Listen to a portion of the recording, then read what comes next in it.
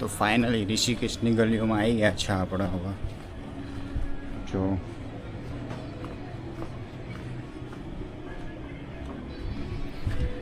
હવે જઈએ ઘાટ બાજુ જઈએ જોવા. આરતી તો લગભગ પૂરી થઈ ગઈ હશે. તો કેફે છે.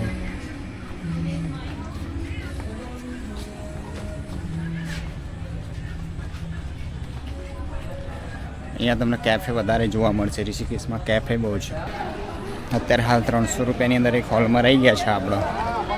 બીજે તો ક્યાંય મળતું નહોતું. 300 રૂપિયાની અંદર હોલ રાખી લીધો છે અને એમ જ રોકાઈ ગયા છે. જઈએ છીએ હવે ઘાટ બાજુ.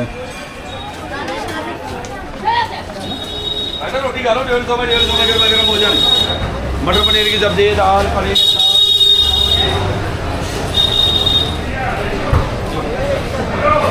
અહીંયા ફેમસ છે ચોટીવાલા રેસ્ટોરન્ટ.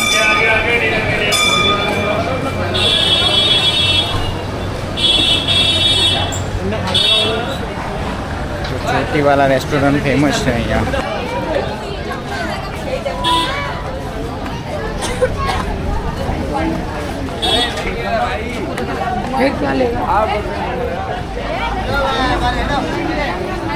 मैं तो जानबूझ के अपने बच्चों को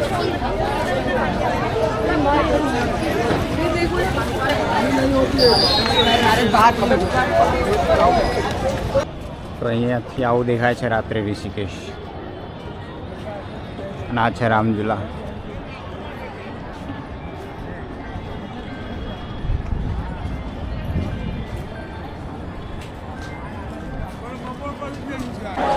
ગીતા ભવનમાં આવી ગયા છે જ્યાં 60 રૂપિયામાં તમને ખાવાનું મળે છે. રામઝુલાની નજીક જ છે.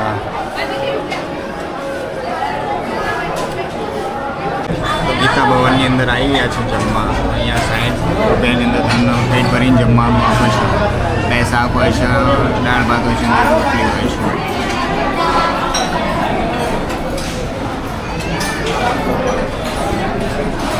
આ રીતે તમને ટેબલ ઉપર જમવાનું આપે છે અને થોડું ઘણું વેઇટિંગ રહેશે તમારે અહીંયા આવવું હોય તો. 20 મિનિટ 20-25 મિનિટની રાહ જોવી હોય તો આવી શકો છો. બાકી જમવાનું તમને પેટ ભરીને આપશે.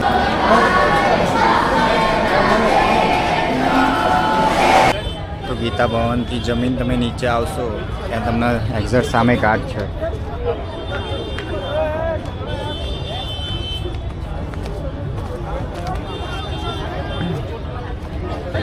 તો અત્યારે આપણે આવી ગયા છે પરમાર્થ નિકેતને. આ છે પરમાર્થ નિકેતન.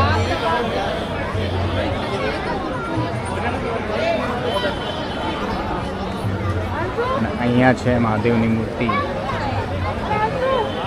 જ્યાં 2013માં મૂર્તિના ઉપર પાણી આવી ગયું હતું.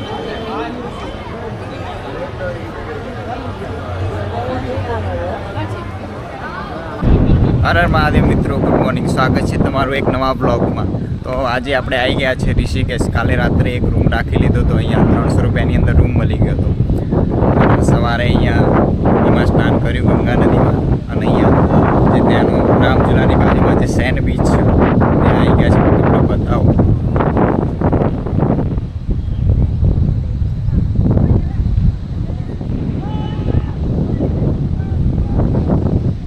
મસ્ત અહીંયા તમે આવીને બેસી શકો છો, ફરી શકો છો. અહીંયા બધે જો સેન્ડ છે.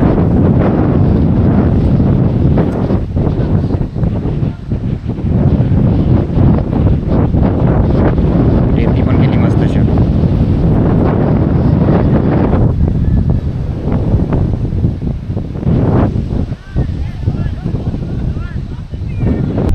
તો અહીંયા છે રામઝુલા. અને રામઝુલાથી એક્ઝેક્ટ અહીંયા સાઈડમાં જ છે અહીંયા સેન્ડ બીચ.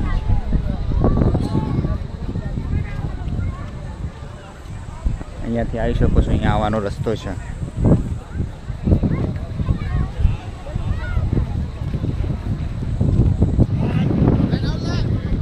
અને અહીંયા નદીમાં તમે શાંતિથી બેસી શકો છો, સ્નાન કરી શકો છો.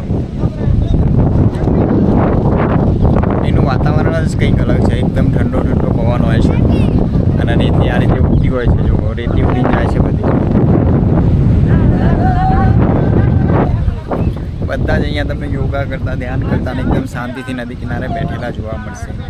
કારણ કે અહીંયા ગંગા નદી આવીને ત્યાં બસ બેસવાની કંઈ કંઈ વિચાર્યા વગર એમને એમ બસ એકદમ ખાલી થઈને આમ એકદમ બેસવાની જ કંઈ મજા જ કંઈક અલગ હોય છે.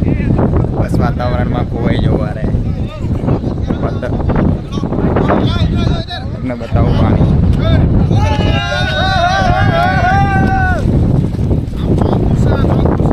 जोधपुर से मैं भी गुजरात से हूँ. कहाँ से हो आप? और यहाँ तक ही आए थे ऋषिकेश? तुंगनाथ जाओगे? बढ़िया है. मैं साइकिल से कर रहा हूँ चार धाम बार ज्योतिर्लिंग. अभी मैं जाने वाला हूँ यमुनोत्री. यमुनोत्री जाऊँगा यार. एक्सपीरियंस तो बहुत अच्छा है. अभी सब सीख रहा हूँ. मैं गुजरात से राजस्थान होके ही आया हूँ.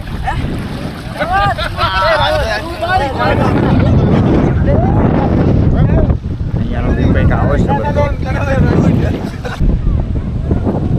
તો આ બાજુ આવો તો ઋષિકેશ મસ્ટ વિઝિટ રાખવાનું. ઋષિકેશને ઇગ્નોર કરવાનું નહીં, કારણ કે ઋષિકેશ જેવી જગ્યા નહીં આમે. અહીંયા તમે એ બધું જ ભૂલી જશો એમ. હરિદ્વાર ઋષિકેશ તો રાખવાનું જ. એટલી ઠંડી હવા આવે છે ને નદીમાં તમે સ્નાન કરો અંદર તો તમને ગરમ લાગે, પણ જેવા બહાર આવશો ને એવી તમને ઠંડી વાવાની ચાલુ થઈ જશે. અહીંયા જો બધા ગમે ત્યાં સુઈ જાય, ગમે ત્યાં તમે બેસી શકો છો. અહીંયા આવો એટલે તમારું બધું ટેન્શન બધું ગાયબ થઈ જાય, તમે બધું ભૂલી જાઓ એમ. અહીંયાનું વાતાવરણ જ. તો આપણે જઈશું નાસ્તો કરવું છે કંઈ બીજી નહીં. હવા કેટલી આવે જોઈ લો તમે. પાછળ મસ્ત બહાર છે સેન્ડ જોવા ખાલી. આ અહીંયાનો વ્યૂ છે. આમાં મસ્ત પહાડ છે.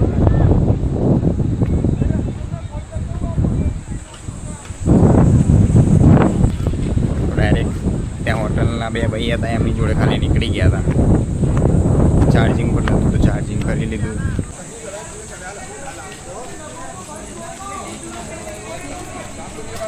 कल बोल रहे थे ना તો આવી ગયા છે નાસ્તો કરવા. તો પહેલાં ચા પી લઈએ, પછી નાસ્તો કરશું. ચા બને છે. તો અત્યારે હાલ આપણે આવી ગયા છે રામઝુલાએ.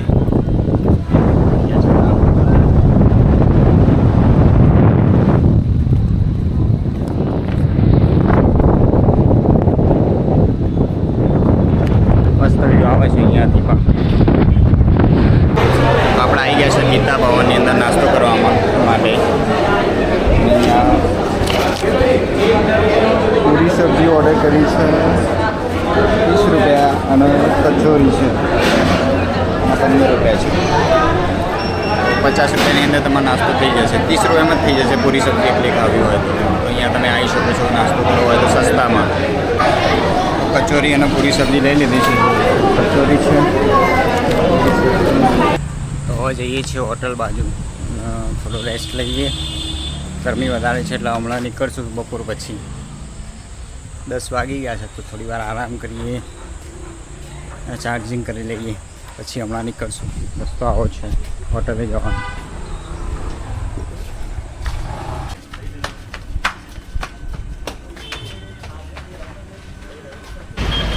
તો લક્ષ્મણ ઝૂલા બાજુ આવી ગયા છે. બપોરે તો રેસ્ટ કર્યો હતો, બપોર પછી નીકળ્યા છે જોવા માટે.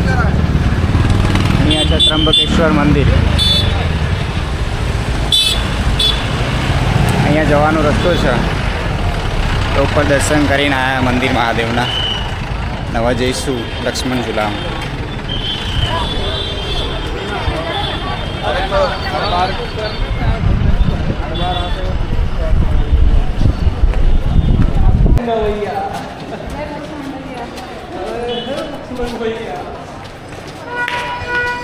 તો આવી ગયા છે આપણે લક્ષ્મણ ઝૂલા.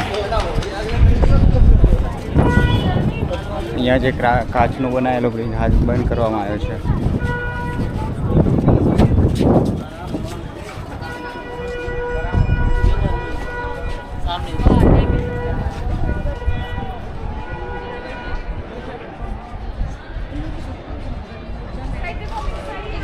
વ્હીકલ અલાઉડ નહીં, તમે ચાલીને આવી શકો છો અહીંયા આગળ. નીચે રાફ્ટિંગ થાય છે અહીંયા ઉપરથી રિવર રાફ્ટિંગ થાય છે અને આ છે મંદિર આપણે ઉપર જઈને આવ્યા હાલ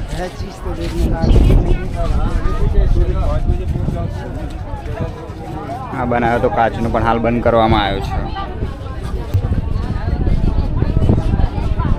હાલ જવા નહીં દેતા ઉપર કોઈને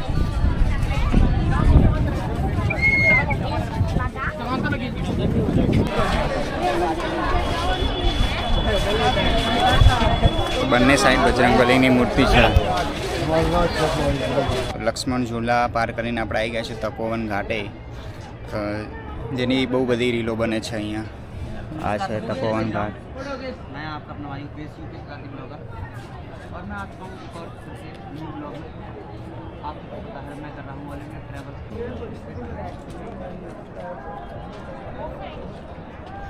ये देखिए તો આ છે તપોવન ઘાટ आप અને અહીંયા આ બાજુ ઉપરથી રિવર રાફ્ટિંગ થાય છે બધા જાય છે क्या ही બહુ જ મસ્ત વ્યૂ આવે છે અને અહીંયા સામે ઉપર છે મંદિર ત્રંબકેશ્વર મંદિર ત્યાં આપણે જઈને આવ્યા છે આ છે મંદિર ત્રંબકેશ્વર તો અત્યારે હાલ આપણે આવી ગયા છે ઋષિકેશ અને અહીંયા તપોવન ઘાટ કે જ્યાં ગંગા આરતી થાય છે લગભગ 7 વાગે જેવો ટાઈમ છે આરતી થવાનો અને અહીંયા સામેનો વ્યૂ કંઈક આવો છે ત્યાં બધા ભક્તો બેઠા છે આરતીની તૈયારી થાય છે અહીંયા અને અહીંયા બાજુમાં જે ભાઈ છે આપકા નામ ક્યાં है भैया मेरा नाम उपेश यूपी તો ઉપેશ ભાઈ છે યુપીથી કે જે ઓલ ઇન્ડિયા ટ્રાવેલ કરે છે લગભગ 8 મહિના જેવો એમને ટાઈમ થઈ ગયો છે એમને બધું પૂરું જ થઈ ગયું છે લગભગ હવે એમને બસ ખાલી 4 ધામ બાકી છે તો 4 ધામ કરશે પછી એમની આ યાત્રા પૂરી થશે તો 8 મહિના સુધી એમને ટ્રાવેલ કરી બહુ મોટી વાત છે તો અત્યારે આપણે આવી ગયા છે ઋષિકેશમાં લાઇટ શો જોવા જ્યાં જાનકી સેતુ છે ત્યાં લાઇટ શો થાય છે એકદમ મસ્ત લાઇટ શો થાય છે અહીંયા પબ્લિક બહુ બધી આવી ગઈ છે જો આ લાઇટ શો છે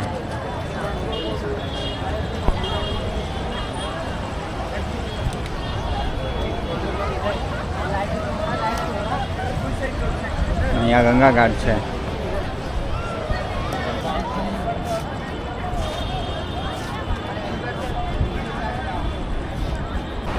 અહીંયા લાઇટિંગ શો એટલું મસ્ત થાય છે ને અને અહીંયા નદીનો અવાજ પણ એટલો મસ્ત આવે છે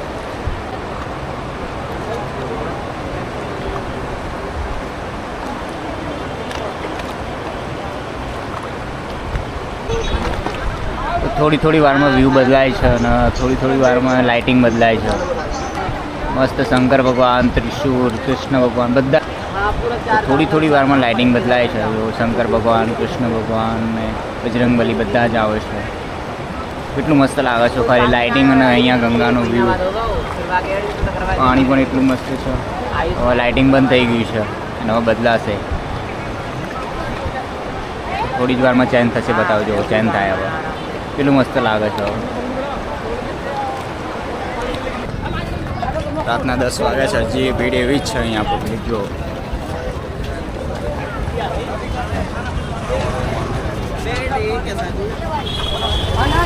10 વાગે લગભગ આ લાઇટિંગ શો બંધ થઈ જાય છે તો 10 વાગ્યા પહેલાં જ તમારે આવવાનું લાઇટિંગ શો જોવું હોય તો 10 વાગ્યા સુધી જ હોય છે પછી